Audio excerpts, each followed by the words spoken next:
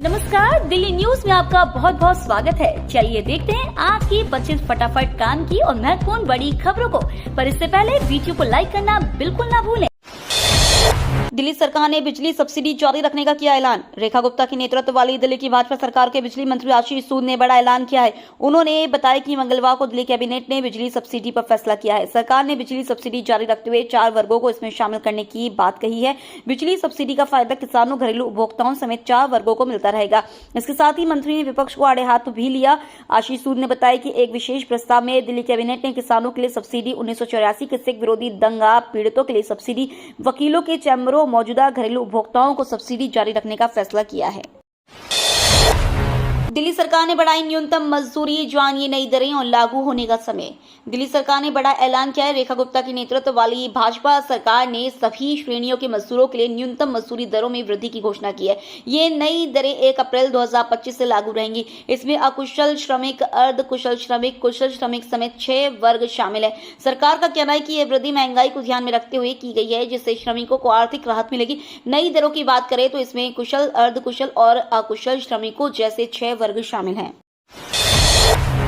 CM रेखा के जन संवाद में अभिभावकों ने की शिकायत, फिर लगाई अधिकारियों की क्लास। दिल्ली के प्राइवेट स्कूलों में 2025-26 का नया सत्र शुरू होते ही फीस बढ़ोतरी और स्कूलों से बच्चों को निकालने का मामला मुख्यमंत्री तक पहुंच गया है। मंगलवार को दिल्ली में मुख्यमंत्री रेखा गुप्ता के जन संवाद कार्यक्रम में परेशान अभिभावक पहुंचे। अभिभावकों के साथ स्कूल ड्रेस में बच्चे भी पहुंचे। दिल्ली की मुख्यमंत्री रेखा गुप्ता ने अपने आधिकारिक एक्स पर पोस्ट साझा करते हुए लिखा कि आज जन संवाद कार्यक्रम के दौरान Queen Mary School Model Town से संबंधित एक मामला सामने आया, जिसमें बच्चों के परिजनों ने गलत तरीके से फीस वसूली और बच्चों को स्कूल से निकाले जाने की शिकायत दर्ज की। अंबेडकर एजुकेशनल टूर प्रोग्राम शुरू करेगी दिल्ली सरकार। बाबा साहेब के विचारों से रूबरू होंगे छात्र।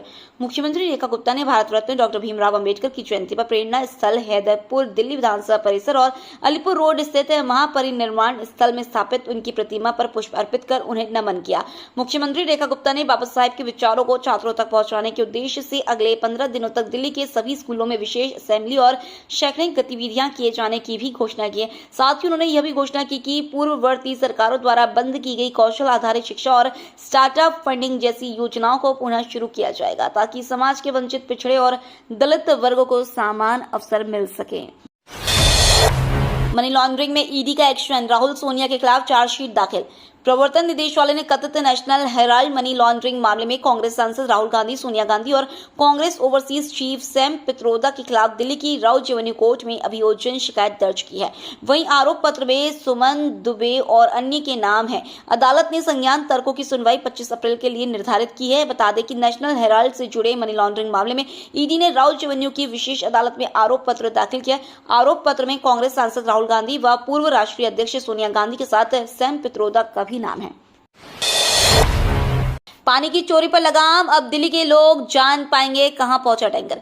दिल्ली जल बोर्ड ने पानी की चोरी पर सख्ती की तैयारी पूरी कर ली है। टैंकर चालक ने अगर तय रास्ते को छोड़ा और रूट बदला तो तकनीक के जरिए उसे पकड़ लिया जाएगा। लोग टैंकर का भी पता लगा सकेंगे। दिल्ली जल बोर्ड ने इसके लिए सभी 1100 टैंकरों में जीपीएस सिस्टम लगाने का काम पूरा करने के साथ एंड्रॉइड मोबाइल के लिए ऐप तैयार करा लिया है। अब आईफोन के लिए मोबाइल ऐप तैयार कराया जा रहा है।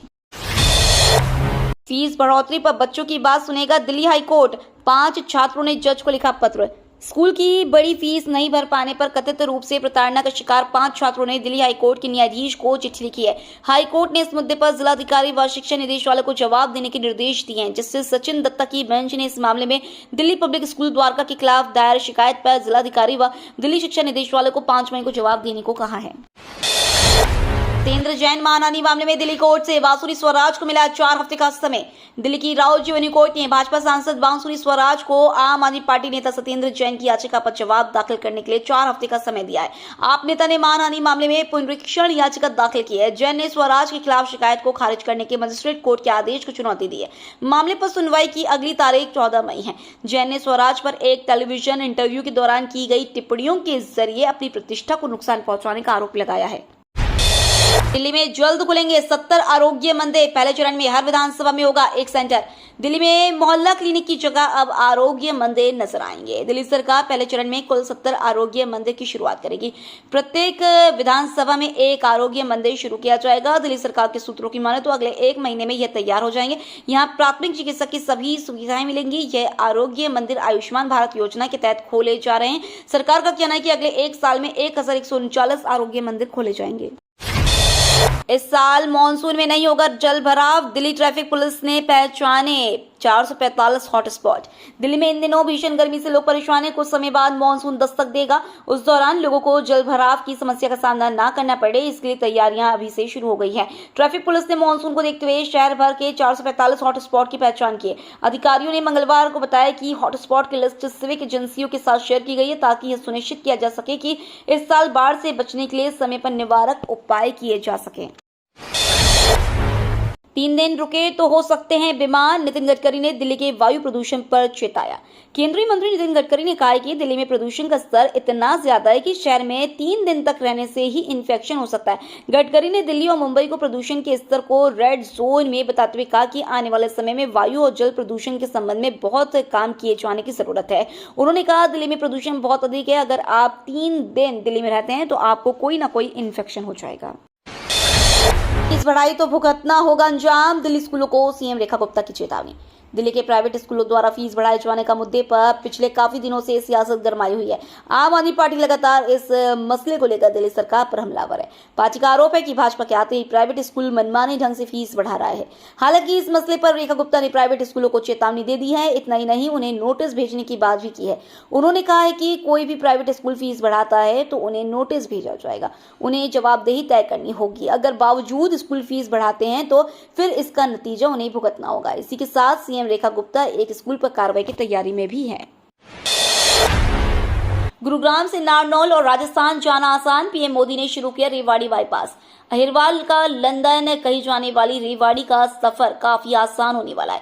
हिसार एयरपोर्ट के उद्घाटन के मौके पर प्रधानमंत्री नरेंद्र मोदी ने 15 किलोमीटर लंबे रेवाड़ी बाईपास का भी शुभारंभ किया। इस बाईपास से नारनौल और राजस्थान जाने वालों को राहत मिलेगी। जाम में नहीं फंसना पड़ेगा। 1000 करोड़ की लागत से बना 4 लेन का बाईपास से रेवाड़ी और नारनौल का सफर मिनटों में शुरू होगा। बाईपास के शुरू होने से शहर में लगने वाले जाम से भी राहत मिलेगी। अब गुरुग्राम, दिल्ली, झज्जर और फरीदाबाद से आने वाले लोगों को रेवाड़ी शहर से होकर नहीं जाना पड़ेगा। रेखा गुप्ता ने देखी अक्षय कुमार की फिल्म केसरी 2। हॉल से निकलकर बताया कैसी लगी। अक्षय कुमार, आर माधवन और अनन्या पांडे अभिनीत फिल्म केसरी 2 रिलीज के लिए तैयार हैं। आने वाले शुक्रवार यानी 18 अप्रैल को इसे सभी सिनेमाघरों में रिलीज कर दिया जाएगा। उससे पहले मंगलवार को एक स्पेशल स्क्रीनिंग रखी गई। दिल्ली की सीएम रेखा गुप्ता भी इस स्क्रीनिंग का हिस्सा थी। उन्होंने कहा, ये बहुत शानदार फिल्म है। उन्होंने कहा कि मैंने आधी फिल्म देखी है और पूरी देखना चाहती हूँ। मैं हमेशा कहती हूँ कि हमें देश के लिए मरने का मौका नहीं मिलेगा, लेकिन हम देश के लिए जीना शुरू कर सकते हैं। रेप पीड़िता का नाम बोल गई स्वाति मालीवाल। दिल्ली की अदालत में भरना पड़ा बेल बॉन्ड। आम आदमी पार्टी की राज्यसभा सांसद स्वाति मालीवाल को आज दिल्ली की एक अदालत में बेल बॉन्ड भरना पड़ा। राउज एवेन्यू अदालत ने उन्हें नाबालिग रेप पीड़िता का नाम लेने की गलती करने पर बेल बॉन्ड भरने का आदेश दिया था। आप सांसद स्वाति मालीवाल ने एक नाबालिग बलात्कार पीड़िता का नाम कथित रूप से उजागर कर दिया था। इस जुर्म में उन्हें दिल्ली की राउज एवेन्यू कोर्ट में जमानत बॉन्ड दाखिल किया। वह अदालत में पेश हुई और जमानत बॉन्ड जमा किया। 2016 में बुराड़ी पुलिस स्टेशन में एक मामला दर्ज किया गया था। अदालत ने जांच अधिकारी को नोटिस जारी किया है और उन्हें अगली तारीख पर पेश होने के लिए कहा। आपका दावा, सीएम रेखा गुप्ता ने ईडब्ल्यूएस सर्टिफिकेट जारी करने पर लगाई रोक। आम आदमी पार्टी ने बड़ा दावा किया है। पार्टी का कहना है कि दिल्ली की मुख्यमंत्री रेखा गुप्ता ने दिल्ली में ईडब्ल्यूएस सर्टिफिकेट जारी करने पर रोक लगा दी है। आपके वरिष्ठ नेता सौरभ भारद्वाज ने कहा है कि दिल्ली की मुख्यमंत्री ने आदेश दिया है कि दिल्ली के अंदर अब ईडब्ल्यूएस सर्टिफिकेट नहीं बनेंगे। उन्होंने कहा, आदेश देते हुए कहा गया है कि ईडब्ल्यूएस सर्टिफिकेट बनाने में कुछ खामियां पाई गई हैं, इसलिए सर्टिफिकेट जारी करने पर अगले आदेश तक रोक लगा दी जाए। सौरभ भारद्वाज ने कहा, सरकार ने स्कूल कॉलेजों में 10% ईडब्ल्यूएस का आरक्षण दे रखा है और अब इससे छात्रों को दिक्कत होगी। देवघर से दिल्ली के बीच शाम को भी उड़ान भरेगी फ्लाइट, इस तारीख से मिलेगी सेवा। इंतजार की घड़ी समाप्त हो गई है। आज से देवघर से दिल्ली की शाम में भी फ्लाइट शुरू हो रही है। अब सुबह दिल्ली से देवघर की यात्रा कर शाम में वापस लौट सकते हैं। दिल्ली की पहली फ्लाइट 20 जुलाई 2022 को उड़ान भरी थी। अब 21 महीना बाद देवघर दिल्ली के बीच दूसरा यात्री विमान उड़ान भरेगा। देश की राजधानी से झारखंड की सांस्कृतिक राजधानी के लिए सुबह और शाम 2 फ्लाइट उड़ान भरेगी। दोपहर में दिल्ली से देवघर के लिए शाम को उड़ान भरने वाली 186 सीट पहली फ्लाइट में मंगलवार तक 170 सीट की बुकिंग हो चुकी है, जबकि देवघर से दिल्ली जाने वाले 158 यात्री ने अब तक अपना सीट सुरक्षित करा लिया है। डीटीसी के 25,000 कॉन्ट्रैक्ट वर्कर्स के लिए गुड न्यूज, जल्द बढ़ सकती है सैलरी। दिल्ली परिवहन निगम में कॉन्ट्रैक्ट के आधार पर काम कर रहे करीब 25,000 कॉन्ट्रैक्ट वर्कर्स की सैलरी जल्द बढ़ सकती है। डीटीसी ने एक आरटीआई के जवाब में यह बताया है। डीटीसी अधिकारियों ने एक कर्मचारी की ओर से दाखिल की गई आरटीआई के जवाब में बताया है कि कर्मचारियों का बेसिक ग्रेड पे और डीए बढ़ाने का मामला विचाराधीन है। हालांकि 1 से 1.5 दशक पुराने कर्मचारियों को स्थायी किए जाने पर डीटीसी ने स्पष्ट इनकार कर दिया। अधिकारियों का कहना है कि संविदा कर्मचारियों को स्थायी किए जाने का कोई मामला विचाराधीन नहीं है। आईजीआई एयरपोर्ट पर टर्मिनल 1 की चेक इन प्रणाली शुरू होते ही आई नई समस्या, डायल ने जारी की एडवाइजरी। दिल्ली में आईजीआई एयरपोर्ट की टर्मिनल 1 की चेक इन प्रणाली में तकनीकी समस्या सामने आ रही है। बताया गया कि मध्य रात्रि से टर्मिनल 1 पूरी क्षमता से काम कर रहा है, लेकिन पहले ही दिन यह नई समस्या सामने आई। एयरपोर्ट संचालन एजेंसी डायल ने यात्रियों के लिए एडवाइजरी जारी की। डायल की ओर से कहा गया है कि समाधान के लिए प्रयास हो रहा है, वहीं बैगेज हैंडलिंग सिस्टम पर जबरदस्त असर पड़ा है और इंडिगो की कई उड़ानें देरी से कर दी गई हैं। अब डायल का कहना है कि खामी को अब दूर कर लिया गया है। डायल बेशक दावा कर रहा है, लेकिन हालात अभी भी सामान्य होने में समय लगेगा। दिल्ली की जेलों में भरे क्षमता से अधिक कैदी, इन कैदियों का प्रतिशत सबसे ज्यादा। मीडिया रिपोर्ट के अनुसार दिल्ली की जेलों में कैदियों की संख्या क्षमता से अधिक हो गई है। इनमें विचाराधीन कैदी जेल में बंद कुछ लोगों का 91% है। टाटा ट्रस्ट द्वारा शुरू की गई और कई नागरिक समाज संगठनों और डेटा भागीदारों द्वारा समर्थित आईजेआर 2025 ने 4 क्षेत्रों पुलिस, न्यायपालिका, जेल और कानूनी सहायता में राज्यों के प्रदर्शन पर नजर रखी। रिपोर्ट में एक चिंताजनक रुझान सामने आया। इसमें कहा गया है कि दिल्ली की 16 जेलों में से 3 में 2020 और 2022 के बीच लगातार 250% से अधिक कैदी रहे। कुल मिलाकर राजधानी की जेलें 1 दशक से अधिक समय से 170% से अधिक क्षमता पर चल रही है। दिल्ली में आईपीएल मैच को लेकर ट्रैफिक एडवाइजरी जारी, इन रास्तों पर जाने से बचें। दिल्ली के अरुण जेटली स्टेडियम में आज आईपीएल मैच खेला जाएगा। इसको लेकर ट्रैफिक पुलिस ने एडवाइजरी जारी की है। इसमें कहा गया है कि स्टेडियम के पास निर्धारित क्षेत्रों में केवल वैध पास वाले वाहनों को ही पार्क करने की अनुमति होगी। दिल्ली ट्रैफिक पुलिस ने मंगलवार को अरुण जेटली स्टेडियम में दिल्ली कैपिटल्स और राजस्थान रॉयल्स के बीच होने वाले इंडियन प्रीमियर लीग मैच के मद्देनजर एक एडवाइजरी जारी की है। यह मैच आज होने वाला है और इसमें बड़ी संख्या में लोगों के आने की उम्मीद है। इस दिन आएगी मोदी सरकार की यूनिवर्सल पेंशन स्कीम। लोगों के भविष्य को सुरक्षित करने के लिए केंद्र सरकार यूनिवर्सल पेंशन स्कीम लाने जा रही है। पेंशन से जुड़ी प्रक्रिया पर केंद्रीय श्रम एवं रोजगार मंत्रालय काम कर रहा है। अगले कुछ महीनों के अंदर पेंशन से जुड़ी प्रक्रिया को निर्धारित कर लिया जाएगा। उसके बाद कैबिनेट की मंजूरी के लिए भेजा जाएगा। अवैध मस्जिद समेत कई इमारतें तोड़ी, फरीदाबाद में बड़ा बुलडोजर एक्शन।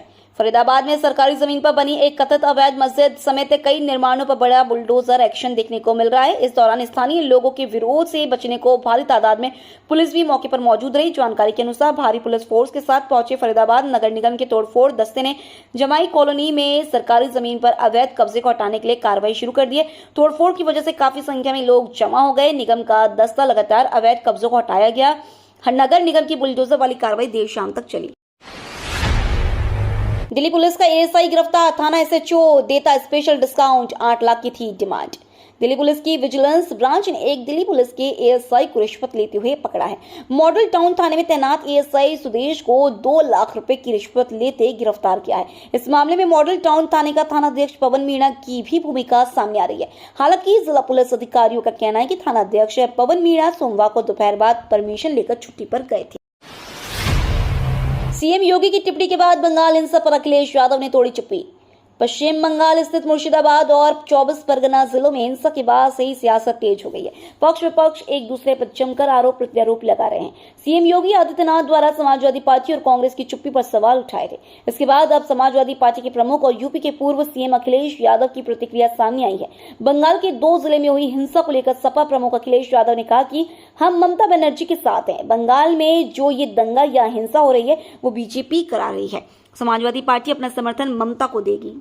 ये तो थी आज की बड़ी खबरें। रोजाना ऐसी ही सबसे पहले अपडेट पाने के लिए चैनल को सब्सक्राइब करना बिल्कुल ना भूलें। धन्यवाद।